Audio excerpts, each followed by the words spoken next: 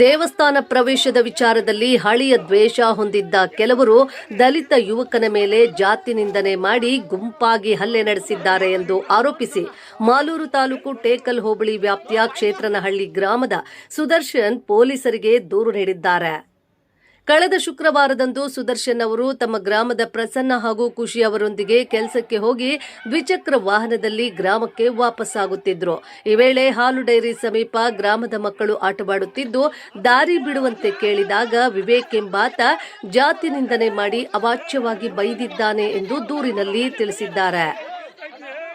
ಈ ವೇಳೆ ಪ್ರಶ್ನಿಸಿದಾಗ ವಿವೇಕ್ ಕೈಯಿಂದ ಗುದ್ದಿದ್ದು ಮೂಗು ಮತ್ತು ಬಾಯಿಯಲ್ಲಿ ರಕ್ತ ಬಂದಿದೆ. ಬಳಿಕ ಸ್ಥಳಕ್ಕೆ ಬಂದ ಶ್ರೀರಾಮಪ್ಪ ಸೇರಿದಂತೆ ಹಲವರು ಗುಂಪಾಗಿ ಸೇರಿ ಹಲ್ಲೆ ನಡೆಸಿದ್ದಾರೆ ಎಂದು ಆರೋಪಿಸಲಾಗಿದೆ. ಹಲ್ಲೆಯಿಂದ ಬಿಡಿಸಲು ಬಂದ ಸಂಬಂಧಿಕ ಮಹಿಳೆಯ ಮೇಲೂ ಹಲ್ಲೆ ನಡೆಸಲಾಗಿದೆ ಎಂದು ದೂರಿನಲ್ಲಿ ಉಲ್ಲೇಖಿಸಲಾಗಿದೆ. ನಂತರ ಗಾಯಗೊಂಡ ಸುದರ್ಶನ್ ಅವರನ್ನು ಆಟೋ ಮೂಲಕ ಬಂಗಾರಪೇಟೆ ಸರ್ಕಾರಿ ಆಸ್ಪತ್ರೆಗೆ ದಾಖಲಿಸಲಾಗಿದೆ. ದೇವಸ್ಥಾನ ಪ್ರವೇಶದ ವಿಚಾರದಲ್ಲಿ ಹಳೆಯ ದ್ವೇಷ ಹೊಂದಿದ್ದ ಆರೋಪಿಗಳು ಜಾತಿ ನಿಂದನೆ ಮಾಡಿ ಹಲ್ಲೆ ನಡೆಸಿ ಕೊಲೆ ಬೆದರಿಕೆ ಹಾಕಿದ್ದಾರೆ ಎಂದು ಅವರು ಆರೋಪಿಸಿದ್ದಾರೆ. ಈ ಸಂಬಂಧ ವಿವೇಕ್, ಶ್ರೀರಾಮಪ್ಪ ಸೇರಿದಂತೆ ಹಲವು ಮಂದಿ ವಿರುದ್ಧ ಕಾನೂನು ಕ್ರಮ ಕೈಗೊಳ್ಳುವಂತೆ ಪೊಲೀಸರಿಗೆ ದೂರು ನೀಡಲಾಗಿದೆ. ಹಿಂದೆ ದೇವಸ್ಥಾನ ಪ್ರವೇಶ ಮಾಡಿದ್ದ ವಿಚಾರದಿಂದ ಕೆಲವರು ತಮ್ಮ ಮೇಲೆ ದ್ವೇಷ ಹೊಂದಿದ್ರು. ದೇವಸ್ಥಾನ ಪ್ರವೇಶದ ಬಳಿಕ ತಮ್ಮನ್ನು ಅವಮಾನಿಸುವುದು, ಅಡ್ಡಗಟ್ಟುವುದು ಹಾಗೂ ಬೆದರಿಸುವಂತಹ ಘಟನೆಗಳು ನಡೆದಿವೆ ಎಂದು ಅವರು ಆರೋಪಿಸಿದ್ದಾರೆ.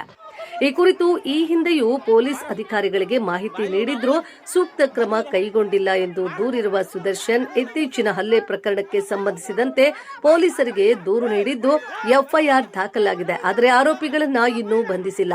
ಕೂಡಲೇ ಆರೋಪಿಗಳನ್ನು ಬಂಧಿಸಿ ನ್ಯಾಯ ಒದಗಿಸಬೇಕು ಎಂದು ಅವರು ಒತ್ತಾಯಿಸಿದ್ದಾರೆ. ಘಟನೆಗೆ ಸಂಬಂಧಿಸಿದಂತೆ ಪೊಲೀಸ್ ಇಲಾಖೆ ತನಿಖೆ ನಡೆಸುತ್ತಿದೆ.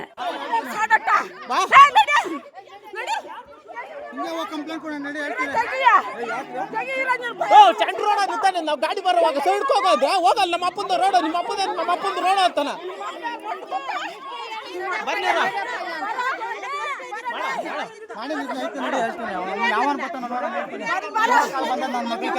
ನಮಸ್ಕಾರ. ನನ್ನ ಹೆಸರು ಸುದರ್ಶನ್ ಅಂತ, ಕ್ಷೇತ್ರನಹಳ್ಳಿ ಗ್ರಾಮ, ಟೇಕಲ್ ಹೋಬಳಿ, ಮಾಲೂರು ತಾಲೂಕು, ಕೋಲಾರ ಡಿಸ್ಟಿಕ್. ಶುಕ್ರವಾರ ಸಂಜೆ 5:15ಗೆ ನಾನು ಕೆಲಸದಿಂದ ಟೇಕಲ್ ಕಡೆಯಿಂದ ಬರ್ತಿರುವಾಗ ನಾನು, ಖುಷಿ, ಪ್ರಸನ್ನ ಕುಮಾರ್ ಅನ್ನೋ 3 ಜನ ಬರ್ತಾಯಿದ್ವಿ ಕೆಲಸಕ್ಕೆ ಹೋಗ್ಬಿಟ್ಟು. ಕೆಲಸಕ್ಕೆ ಹೋಗ್ಬಿಟ್ಟು ಬರುತ್ತಿರುವಾಗ ನಮ್ಮೂರಲ್ಲಿ ಡೈರಿ ಹತ್ರ ವಿವೇಕ್ ಎಂಬ ಹುಡುಗ ಆಟ ಆಡ್ತಾಯಿದ್ದ ಮಕ್ಕಳ ಜೊತೆ. ಆಟ ಆಡ್ತಾ ಇರುವಾಗ ಮಕ್ಕಳೆಲ್ಲ ಸೈಡ್ಗೆ ಹೋದ್ರು. ಇನ್ನು ಸೈಡ್ ಹೋಗಿಲ್ಲ, ರೋಡ್ ಸೆಂಟ್ರಲ್ಲೇ ನಿಲ್ಕೊಂಡಿದ್ದ.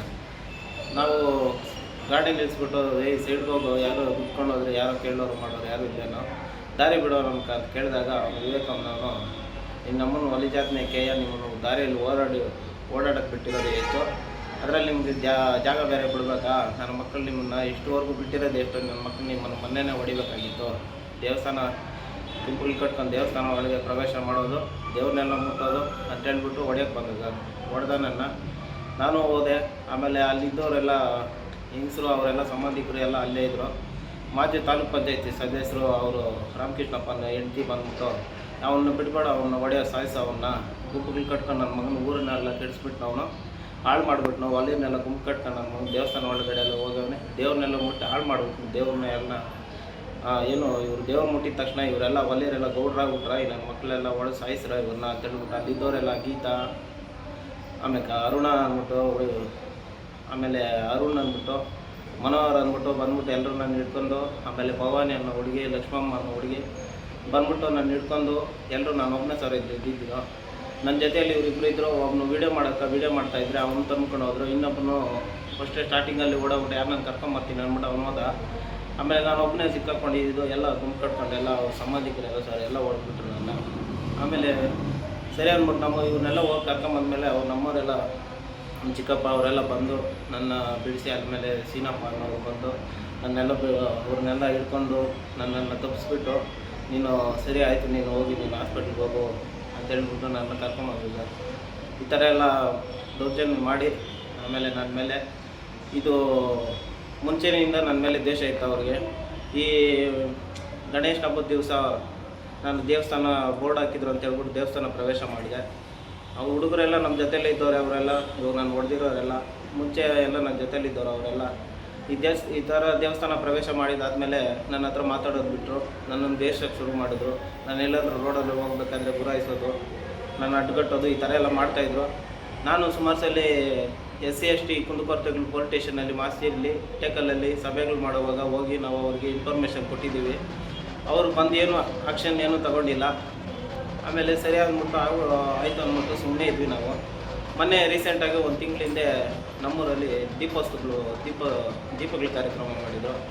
ಆ ಟೈಮಲ್ಲಿ ನಾವು ದೇವ್ರನ್ನ ಎತ್ಕೊಂಡ್ವಿ. ದೇವ್ರನ್ನ ಎತ್ಕೊಂಡಾಗ ಅವರು ಗೌಡ್ರ ಹುಡುಗರು ಎಲ್ಲ ಎತ್ಕೊಂಡಿದ್ರು. ನಾವು ಎತ್ಕೊಂಡ್ರೆ ದೇವ್ರನ್ನ ಮುಟ್ಬಿಟ್ರೆ ಅಂತ ಹೇಳ್ಬಿಟ್ಟು ಎಲ್ಲ ಬಿಟ್ಬಿಟ್ಟು ಹೊಟ್ಟೋದ್ರು.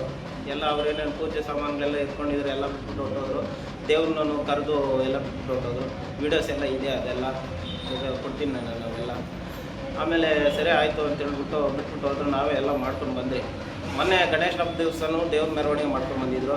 ಆ ದೇವ್ರ ಮೆರವಣಿಗೆ ಮಾಡ್ಕೊಂಬಂದಾಗ ನಾವು ದೇವಸ್ಥಾನ ಒಳಗಡೆ ಹೋಗಿದ್ದೀವಿ ಅಂತ ಹೇಳ್ಬಿಟ್ಟು ದೇವ್ರನ್ನ ಯಾರ್ಯಾರು ನಾವು ದೇವಸ್ಥಾನ ಒಳಗಡೆ ಹೋಗಿದ್ರು ಅವ್ರ ಮನೆಗಳೆಲ್ಲ ಎತ್ಕೊಂಬಂದು ಆನಂದ್ ಅನ್ನೋ ವ್ಯಕ್ತಿ, ದೇವ್ರ ಹತ್ರ ನೀವು ದೇವಸ್ಥಾನ ಒಳಗಡೆ ಹೋಗಿದ್ರಿ, ದೇವ್ರೇ ನಿಮ್ಮ ಮನೆ ಹತ್ರ ಬಂದುಬಿಟ್ಟಿದ್ರಿ, ನೀವು ಕ್ಷಮೆ ಕೇಳಬೇಕು, ದೇವ್ರನ್ನ ಬಂದು ಕಾಲಕ್ಕೆ ಬೀಳ್ರಿ ಅಂತೆಲ್ಲ ಕೇಳ್ಕೊಂಡ. ಆದರೆ ನಾವು ಯಾವುದೂ ಕ್ಷಮೆ ಕೇಳಿಲ್ಲ, ನಾವೇನು ಮಾಡಿಲ್ಲ. ನಾವು ದೇವರೆಲ್ಲ ಬಂದಿರೋದು ಇವರೇ ಎತ್ಕೊಂಬಂದಿದ್ದು ದೇವ್ರು ನಮ್ಮ ಮನೆಗಳ ಹತ್ರ.